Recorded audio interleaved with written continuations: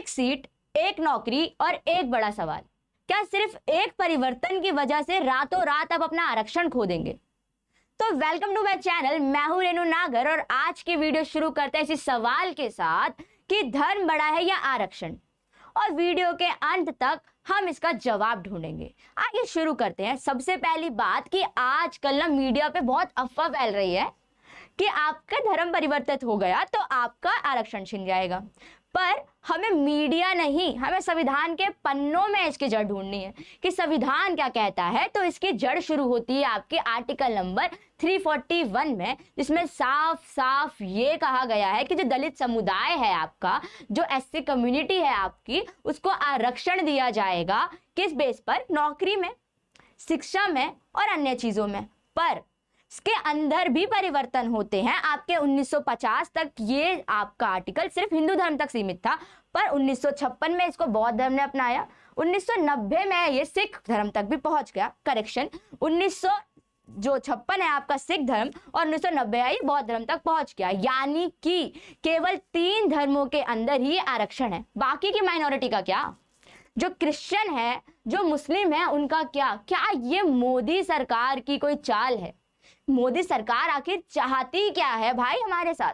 अब क्या है कि 2026 मार्च यानी कि हाल ही के कुछ महीनों में सुप्रीम कोर्ट ने इस पे मोहर लगा दी है कि जो आपका एससी आरक्षण है वो केवल 3 धर्मों तक ही सीमित है। देखते हैं कौन से 3 धर्म, आपका हिंदू, सिख और बौद्ध, इन तक ही सीमित है। अरे बाकी का धर्मों का क्या? आखिर कहानी है क्या जो यहां खत्म नहीं हो रही? सरकार की चाल क्या है ये मैं आपको समझा दूं कि 2022 में भी यही मुद्दा उखड़ा था, और जब मुद्दा उखड़ा था तो आपके केजी बालाकिशन के अंडर एक कमेटी बनी थी। फिर वही सवाल कि एससी आरक्षण आखिर किसके पास रहेगा? इस कमेटी का आंसर इन्होंने दिया है मार्च 2026 में, जो कि अभी तक डिस्क्लोज नहीं किया गया है। हमारे सामने 3 बड़े सच हैं जो अब तक हमें पता है। पहला कि जो एससी आरक्षण है वो 3 धर्मों तक सीमित है। दूसरा कि 2026 मार्च में इसको दोहराया गया है। और तीसरा कि संभव है कि बालाकिशन कमेटी ने कुछ तो बात कही है जो सरकार हमसे छुपा रही है। अब क्या है, सवाल ये बनता है कि वो जवाब क्या है।